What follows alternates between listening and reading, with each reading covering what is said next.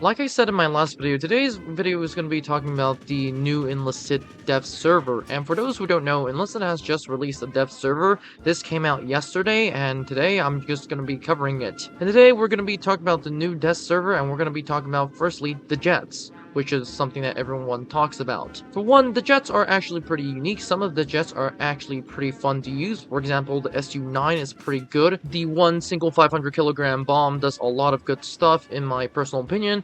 It is not as hard to control as I think it is, but one of the good things is that the maximum speed is 898, whereas the in-test flight speed is around 550, somewhere around that. This compared to propeller planes is actually not that bad. The best propeller plane I can find as of right now for the Soviet Union is like 624, if not 674, so that's good. For the United States, the Meteor F Mark III, or to be exact, the British Meteor Mark III, has around the same maximum speed, that about 800. All of this is actually pretty unique, and all of this is actually pretty fun. One of the good things about the Meteor itself is the two 100-pound HE bombs, which is actually pretty unique. One of the things I really like about the Meteor is the cockpit. I really like the thing itself. And moving on, we have the Germans. The Germans are getting the MG-18. This thing, as of right now, has a very interesting sight.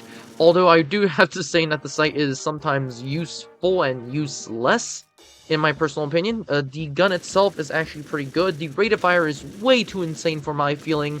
That's why I rather suggest that you guys keep using the MG42-100. The jet itself is actually pretty unique. The jet is, of course, the Me-262, and once we're talking about the Me-262, we do get a single 500 kilogram bomb, which is actually pretty unique, and the fact that the plane itself is good at flying speed.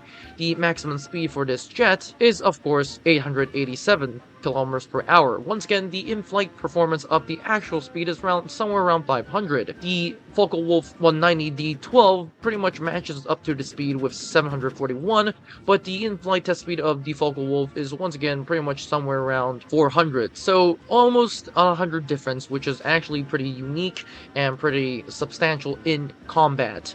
Meaning that the Me-262 can be caught up, but if it decides to go away, you can go away.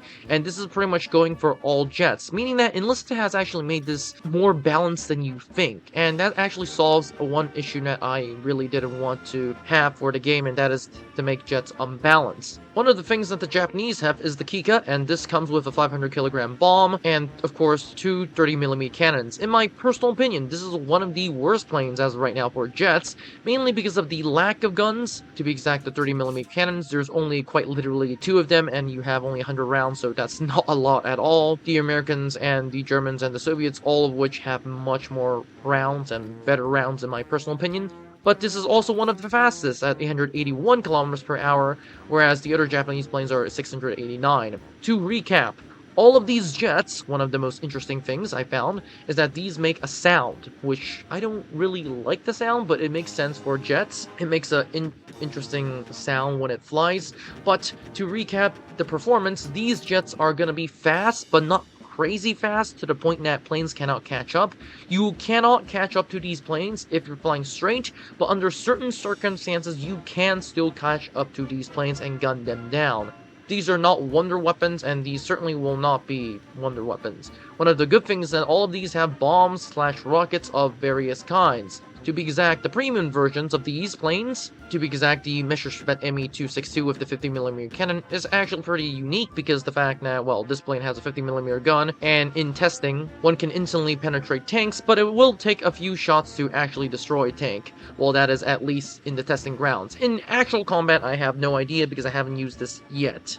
But the 50mm cannon is actually pretty unique for the jets as of right now. And of course, you have the F-80A-5. This is an American plane with, of course, two 1,000-pound bombs and, of course, six 12.7 Browning machine guns, which you have one of the most amount of rounds for the 12.7. So that's unique. In my personal opinion, all these planes are unique in their own certain amount of ways, and almost all of them are similar in their own way, so that's pretty unique if you ask me. Of course, this update contains nothing new in terms of everything else, so we're just getting practically new jets, with the exception of the Germans with the MG-81, which is insanely fast. The rate of fire is 1,600, which is insane if you ask me, but I rather just use the MG-42, so that's that. that's it. Without further ado, this is all it for this video. Don't forget to like, subscribe, and join the Discord. I actually suggest that you guys comment and test the test server yourself for actual feel of the jets, because me explaining isn't going to be enough. And of course, I'm going to be doing a video for each of these jets. So without further ado, have a great day, guys, and I'll see you in the next one.